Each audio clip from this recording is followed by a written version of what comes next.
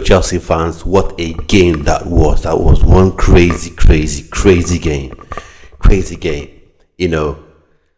Delayed for 22 hours, 30 minutes extra time added, one red card, 5 goals scored in all.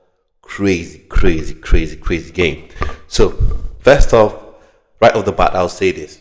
Wasn't too happy, seeing players being out of position and seeing, Cole Palmer playing in that sort of inverted right wing role. I've said it before, he struggles playing there, and he struggled quite a bit in this game. I think when he came good was when he, began to come more centrally. But overall, happy with the win, Chelsea fans. So up Chelsea. Let's go. More things to talk about. Now, right off the bat, I'll say this: the referee, no, he wasn't good. I'm happy I'm not Enzo Maresca, who has to, control himself, watch what he has to say with respect to the referee. For me, I said the referee was so bad. He was so bad. You could see it. Every 50-50 that was sort of instigated by Chelsea was blown up as a foul. But every 50-50 that was instigated by a Benfica player was, for some weird reason, let go, ignored. And then that 2-hour break. What in God's green earth is that 2 hours break? What was going on? Chelsea fans, I'd like to know your thoughts and opinions in the comment section on this. Football fans in general, I'd like to know what you think about this. For me, this is just madness. Okay, they said they got something about the weather, possibly thunderstorms coming, and then you pause the game for 2 hours. That's enough for players to get dead legs, for them to lose enthusiasm for the game. And some players, once you cool down, it's very difficult for you to, rev yourself back up. Even when you're able to do it physically, sometimes, or rather most times, you're unable to rev yourself up mentally to go again after 2 hours.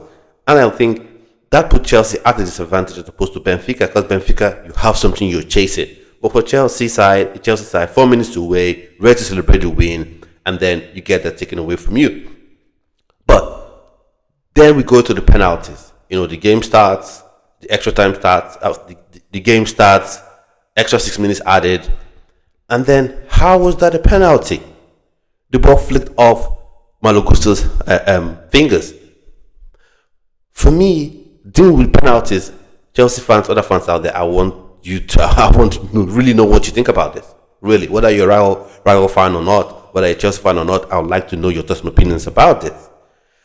Now, the ball was crossed in. I think Otamendi headed the ball, and Malo Gusto, the Chelsea right back, was on his way down, and the ball flicked off his fingers. So how was that a penalty? And then in the Esperance de Tunis game, the shot taken by Andre Santos smacked the arm of the Tunisian defender, even with his arm outside of his body, but VAR said it wasn't a penalty. Now, for me, I want it to be clear. Just make it clear. So everyone knows, so no one is confused about it. Make it absolutely clear. If the ball smacks your arm in the box, as long as it's out from your body, whether you intend to do it, you don't intend to do it, that's it. It's a penalty. So everyone would know that, yes, that's the objective, penalty. That's what the penalty is. Because you can't have in one game say, oh, he flicked off his arm. Did he mean it? He didn't mean it. And in another game with similar sets of evidence, similar circumstances, where Malo Gusto isn't even looking at the ball, he's on his way down, the ball hits him on the finger, and you say it's a penalty. Football, as it is already, it's already a game, it's already a sport where, fans already feel like things are going against them, players already feel like things are going against them already. So you don't need to add an extra layer where people feel like a bit of corruption is going on. Because for me, that wasn't the penalty. So you better come up and say, wow, ball flicked up his finger, that's a penalty. Or the moment the ball touches his hands, a player's hands in the penalty box, in the 18-yard box, it's a penalty, and let's all know that's what it is. But the way it is right now, wasn't too happy with that. The referee was absolutely bad all through the game. There's no excuses for that. Whatever reason why he was that bad, that's left for him, that's left for FIFA to, come to terms with. Then it was 1-1. Chelsea continually had the opportunity to hit on the counter attack. Did hit on the counter attack a couple of times, and then a cross comes in. Who gets it? Christopher Nkunku gets it. Otamendi was ready to make the block, but Nkunku was super smart enough to put the ball, above Otamendi, smash it into the roof of the net.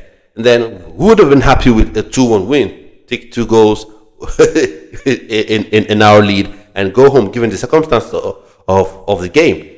But then the goals started coming in. You had the goal from Neto, which was sort of the seal. That was like the Fernando Torres moment. You remember in the Champions League game versus Barcelona, the game was done, but when Torres scored that goal, you knew the game was absolutely done. Same thing, Neto. When he scored that goal was absolutely done. Now, some people were saying, why didn't you pass the ball to Cole Palmer? Cole Palmer would have had it tapping. Yeah, probably should have done that.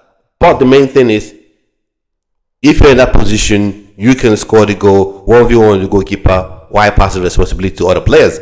And then Chelsea fans and other fans have also been going on about how come other Chelsea players don't take responsibility. So Neto took responsibility in that moment, as he has done throughout this Club World Cup. So kudos to him. Wonderful goal from him. And then the last goal, Dewsbury-Hall, happy for him. He hasn't had that many minutes, playing for Chelsea, even under Enzo Maresca, who was meant to be like his man, given that they worked together at Leicester City. And everyone was like, Chelsea signed Dewsbury-Hall, Keenan Dewsbury-Hall for Enzo Maresca because he understands the system. So happy for him that he came on and scored that 4th goal, and that was the final dust, over Benfica. So happy days. Chelsea moves on to the quarterfinals to play against Palmeiras at 1 earlier in the day. Hopefully, Chelsea should be able to win that game. You take it very, very seriously. So, what are your opinions on the game? I would like to know. Subscribe to this channel. Let me know your opinions on the channel. Up Chelsea TV.